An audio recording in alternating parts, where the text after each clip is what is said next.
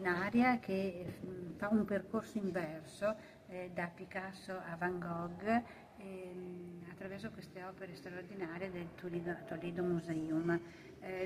Quindi una importante offerta culturale, non solo per la città di Treviso, ma anche per tutti coloro che già in maniera molto entusiastica stanno aderendo attraverso la prevendita a questa mostra.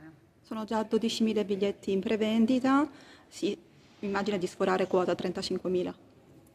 Allora, noi ci auguriamo che di più sia quello, perché siamo pronti ad accogliere un vasto numero di visitatori attraverso ovviamente la mostra, ma attraverso anche tante altre opportunità che cercheremo di creare insieme a Volvin nell'ambito della mostra come eventi collaterali, per poi parlare anche di un territorio molto propenso e disponibile ad accogliere i visitatori attraverso tutte le sue eccellenze territoriali e perché no anche enogastronomiche.